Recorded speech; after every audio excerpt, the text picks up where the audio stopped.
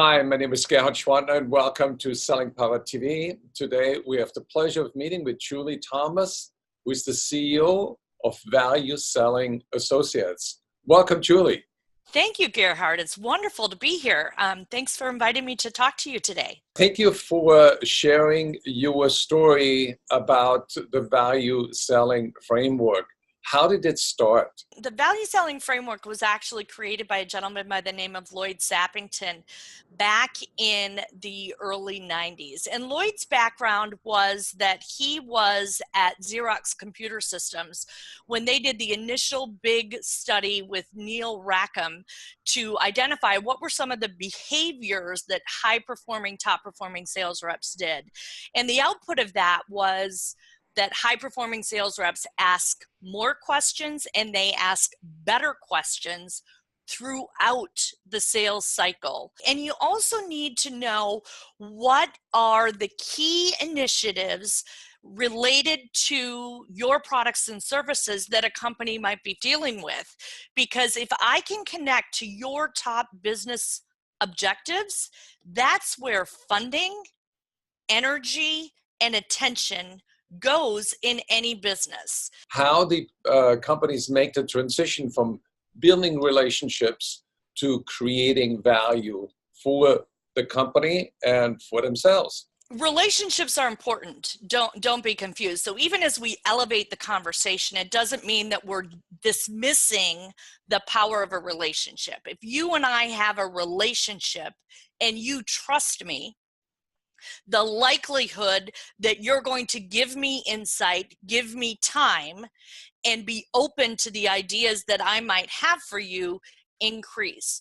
But just having that relationship is insufficient. So taking that relationship to now, how do I add value to you, Gerhard, as both a professional as well as a business executive to your business, is where we come in and help sales reps develop the skills to leverage the relationship for purposeful, strategic opportunities and generating revenue for their employers. So now value selling has been on the market for over 20 years.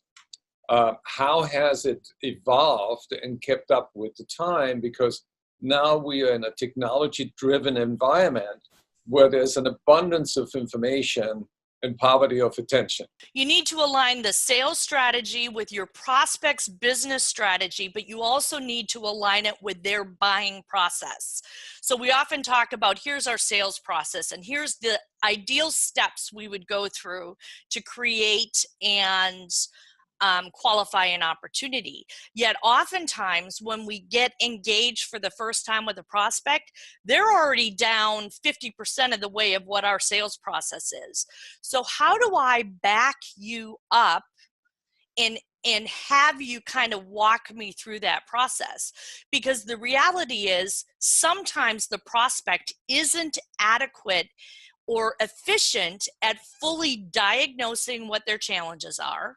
So what you're really saying is that it is hard for salespeople to understand what areas of knowledge the customer is ignorant about and what areas of knowledge where the customer is on par, even ahead of the salesperson. For almost every client, there's something going on in the business itself that leads them to think they need something different.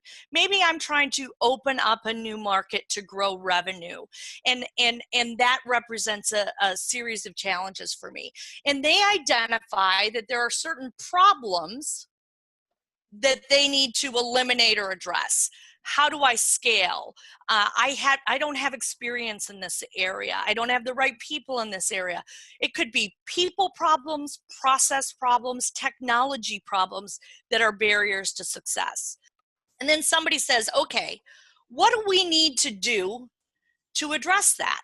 And they say, we need a new technology platform, or we need a consulting partner that's going to help us go into this market. Whatever that is that they just define.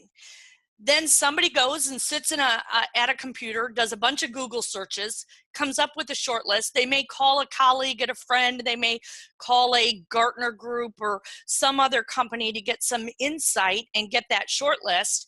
They then send out an email, and whether it's an RFP or an RFI, and say, hey, tell me what you got and how much it costs.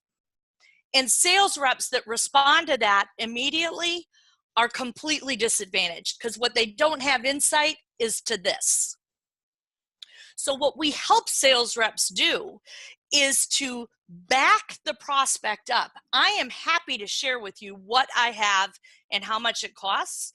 But in order to do that effectively, I need to understand, why do you think you need this in the first place? Julie, you have also written a book. Do you have a copy? It's called Value Selling, Driving Sales Up One Conversation at a Time, because that's where selling takes place, in the conversation, in the communication between you and your prospect. And just a side note, Gerhard, I'm in the process of writing my second book. I haven't come up with a title yet. Okay, a final question, Julie. Is value selling part of a mindset? And if it is, how would you describe that mindset? It is a mindset, because the mindset is, in order for me to be successful, I need to know more than product knowledge. I need to know more about my customer or prospective customer and what their issues and problems are and how I can impact those. So I think that's the mindset of knowing that I have that focus.